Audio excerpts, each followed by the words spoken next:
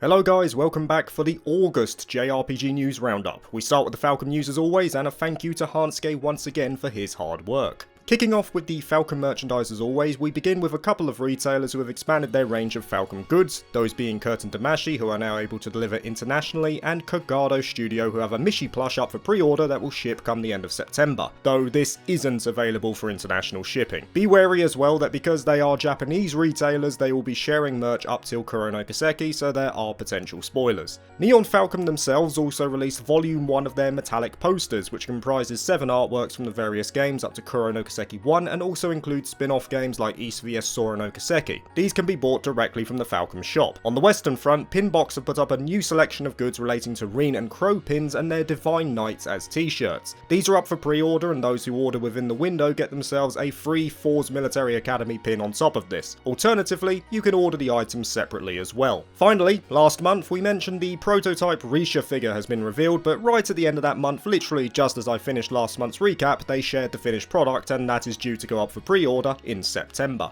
Moving to the games now, not much on this front, but first of all I want to give mention to something that is, well, I can't believe it exists. Take a look at this sign. Yeah, that's right, it's the Ys logo, and the kanji next to it refers to a dental clinic. Oh, by the way, they pronounce it as Wise here. As far as I know, this is in no way licensed by Falcom, it is not a private dental facility for Falcom employees, it is literally just a practice in Kumamoto that has straight up yoinked the official logo and used it for their own. And I would imagine if Falcom find out, I mean, they're probably gonna need the goddesses themselves as lawyers. Madness, but worth sharing nonetheless for a laugh at the very least. Anyway, as for the games themselves, the Langrissa mobile title, which before had a collab with Cold Steel 3, is now having a collab with Kurono Kiseki. This means that they've now collabed with all arcs except for Crossbell. On the western side, we've received more information regarding the imminent release of Trails from Zero. Those who bought the limited edition should be receiving billing come the 1st of September, so keep an eye out for that, and Durante, who has worked on the PC port of Zero, once again gave us more information on the enhancements exclusive to this version. He goes into detail on texture improvements, sprite adjustments, and 3D asset mending that they had to work on from the ground up. I've linked the full article if you want to read it. The last section for Falcom will all relate to the newest release of Kurono Kiseki 2 Crimson Sin, so if you want to avoid spoilers, jump to this timestamp. There were quite a few live streams this month, which kind of makes sense considering Crimson Sin releases in September. Most of them were standard fare, introducing new characters while also mentioning returning ones, and I think many people will be happy with one of these returning characters. It looks like Toa will be making an appearance. These live streams also showed off some of the mini games like driving and basketball, along with more gameplay relating to these introduced characters.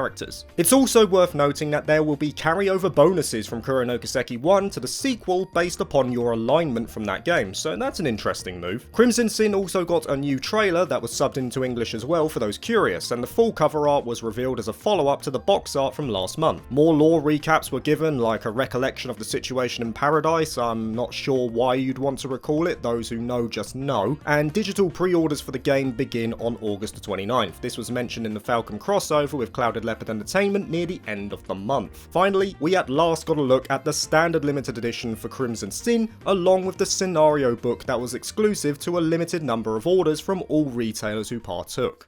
Moving on to the general JRPG news, starting with the merchandise half. Quite a few figures this time around from all parties. Fire Emblem Three Houses follows up on its pop-up parade figures from last month, this time for Claude and Lysophiya, due out in January 2023. Moving to Xenoblade now, specifically Xenoblade Chronicles 3, and it's no surprise that some merchandise is coming out for that too. Good Smile Company have announced that both a Figma and scale figure of Mio is due for release, no pre-order window as of yet though. From fantasy now to, well, sort of real life. Yakuza's Kiryu is due a statue and it will release in November 2022. It'll stand at just over 26 centimeters tall and will ship around November 2022. Pre-orders are open for $100. Neptunia now, and once again as part of Smilefest 2022, Neptune is getting yet another scale figure, this time it's the little purple variant. Though it appears to be completed as of now, no further information was given. However, there was a nod to a Western announcement due for the series as well, and we'll go over that in the upcoming releases section.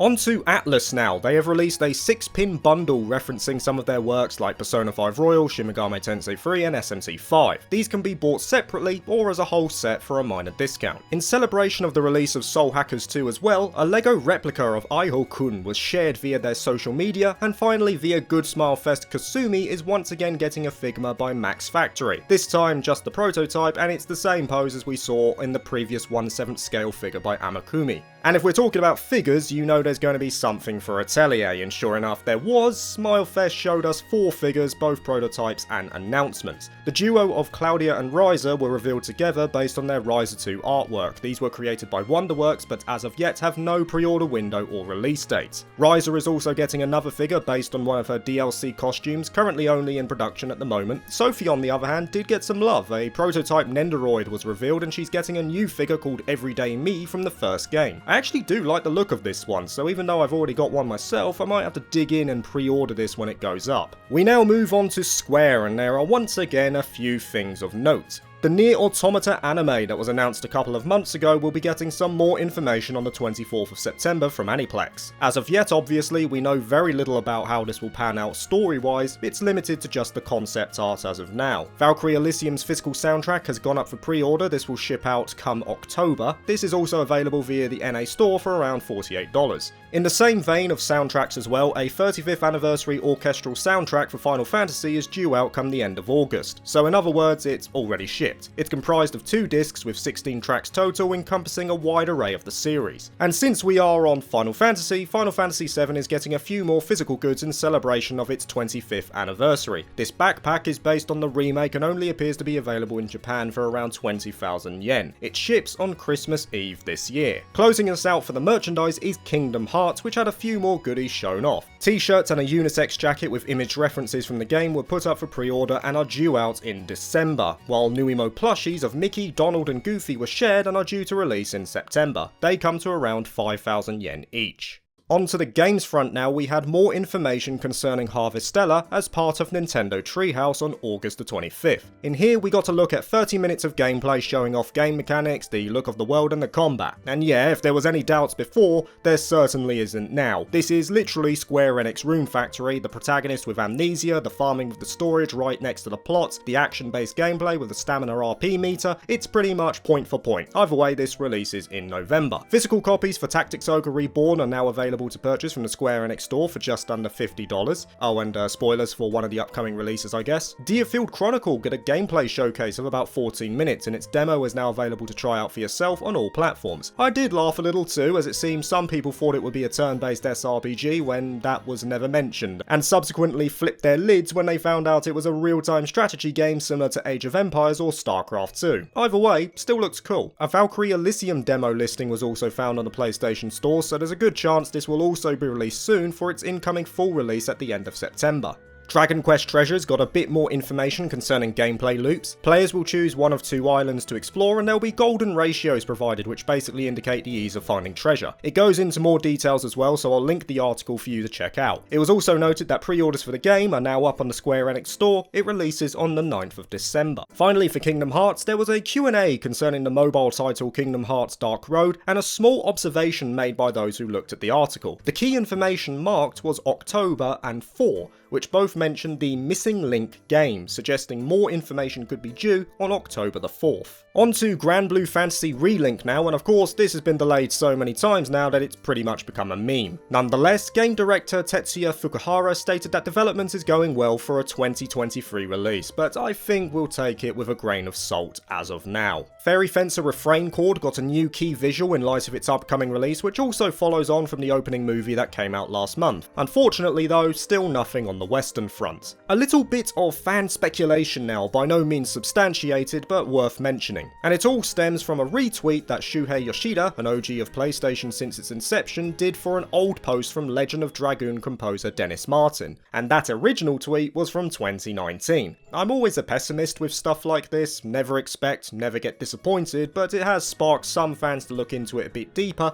and believe that Legend of Dragoon could return potentially on the revamped PS Plus, but think of that what you will. Indie title Chained Echoes, which by all records looks pretty damn good based on what we've seen so far, released a new gameplay trailer on the 25th. The high fantasy 16-bit inspired RPG is stated for release this year, but the month has yet been unannounced. Eiyuden Chronicle 100 Heroes on the 24th of August as part of Gamescom also got a new trailer showing off what players can expect. This of course follows on from the prequel's release of Rising earlier this year. Not gonna lie, this looks really good. I know a trailer will only showcase the good stuff, but dang, that art style alone is killer. And finally, before we move to the upcoming releases, we lead in with a potential tease for a sequel. Kotaro Uchikoshi, director of AI The Somnium Files, responded to a post by Jackie Lastra, one of the game's English voice actors, after they completed the game. Uchikoshi naturally praised her, thanked her for her work, and also stated that he couldn't wait to hear her voice again. And it's that again that has got people thinking there might be a third AI on the way. But naturally, with the second one only just releasing, there's a good chance that if it does materialise, it won't do so for a while yet.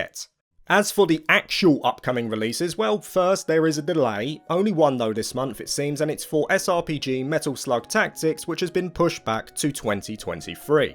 Next up are the visual novel releases. First off is a Kickstarter set up by developer Ninetale for an English localization of the SRPG visual novel Venus Blood Gaia. They were asking for just under $100,000 and it hit that within 24 hours. As of the time of recording, it sits at over $220,000. There's going to be a Western release for Alcana Extra 2. Alcana 4 Rhythms Across the Blue is the original game that was released by Nekonyan back in 2019. The extra episodes refer to after stories for two heroines who were chosen by Japanese fans. Extra 2 focuses on Misaki Tobisawa, who is regarded as having the darkest route of the four on offer. No planned release date is given, but it already has been translated. Lairland Story has been released on both PC and Switch, which is described as a magical girl raising simulator. I've never heard of that personally. I know of an anime of the same name, but as a genre, not so sure. September the 15th will see the Switch release of, Fault STP Lightcraft.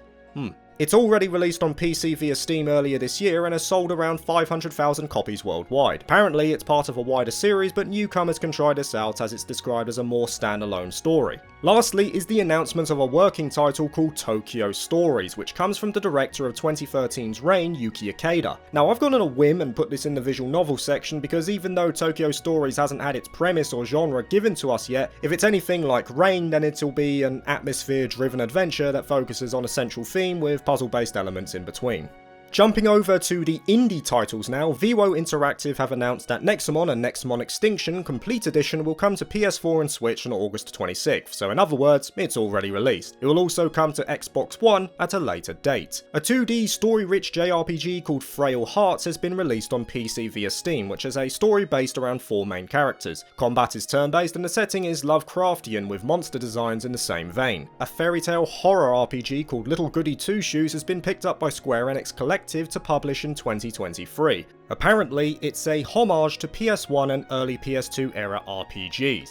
Anno Mutationum is coming to Switch in September with a demo already available. It's an action RPG taking place in a cyberpunk setting utilising 3D environments with 2D pixelated characters. Finally, a game we talked about before in Jack Move has a release date set for September the 8th for PC and 20th for Switch, PS4 and Xbox One. It features once again a cyberpunk setting with turn-based gameplay and modern pixel art. Next up are a few leaks and rumours, only 3 big ones of note that I saw this month, but we'll go over them. First of all, it appears that the third Voice of Cards entry has been leaked, and it's called Beasts of Burden. NIS America will also be revealing 4 new titles on September the 7th, as well as giving updates on existing ones. Now I'm sure this would have been exciting if it didn't all leak on the same day. Sorry guys, no Asia, Reverie or Kuro, just 0 this time around. But one game that did show up, which I wasn't expecting at all, was Grim Grimoire Once More, the Vanillaware title that of course got a remaster in Japan, and looks like it's now coming west, so that's good. And as part of the Tokyo Game Show, which begins on the 14th of September, Koei Tecmo are naturally going to be taking part, and along with setting out their lineup for the event, they've also teased a new release by Gust, which will be part of that lineup. So I'm thinking that's an Atelier title, probably the third Riser game since Riser prints money, but who knows, could be Blue Reflection or maybe even a curveball like Knights of Asia. All will be confirmed come mid-September. Rounding us out are the big releases relating to August, and we begin with a store listing for Dungeon RPG Labyrinth of Zangetsu, which we talked about 2 months back. Based on this store listing, it's due to come west in 2023. Turn-based strategy RPG duo Fallen Legion's Rise to Glory and Revenants are due to come out on PS5, Xbox One and Series, though there's no concrete release date as of yet. Now this looks interesting. Developer Shade have announced an action RPG called Samurai Maiden for PS4, PS5, Switch and PC, and it's due out this winter. It's one of those classic isekai games, girl gets drawn to the other world and has to take down demons from the underworld. Who knows, this looks like one of those games you could just have mindless fun with. It looks like it's Yuri as well, so if you're into that, good times. Tactics Ogre Reborn now, and obviously if the physical editions of the game are for sale, then you know that it has a release date. It's coming out on November the 11th for PS4, 5, Switch and PC. We also said that Neptunia had a surprise for the Western fanbase in that section earlier, and that is that the newest release of Sisters X Sisters is coming to PS4, 5 and PC in early 2023. Next up is the Sega Genesis Mini, which we touched on last month, and the reason we're revisiting it is because the final list of games has been revealed for both regions. Of course, we've already mentioned some notable ones like North America are getting Shining Force and Shining in the Darkness, but that list is big, so I'll just link that for your viewing pleasure. Disgaea 7 has now been announced for Japan and will come out on January the 26th, 2023. It will be coming to PS4, 5 and Switch, and naturally there are collector's editions available too for pre-order. And finally, we end with 2 notable Kickstarters beginning on August the 29th, a double launch for spiritual successors of Wild Arms and Shadow Hearts. The creators have set up campaigns for games called Arm Fantasia and Penny Blood, both having a mutual funding goal of $750,000 which secures a PC release, while stretch goals will draw in other platforms like PS5 and the newest Nintendo hardware of the time. Penny Blood got a few tidbits, some concept art, a teaser trailer and the announcement that Shade, who are working on Samurai Maiden, are also assisting in production here, while Armed Fantasia also got a launch trailer showing off combat and the main 3 cast members. If that's how the gameplay plays out especially, I think this could be a good time for both of them, and would you believe it, the campaign hit its target within 1 day. And there it is guys, the August JRPG news roundup is complete. Give us a like, subscribe for more JRPG goodness and consider joining my Patreon if you're interested. Peace.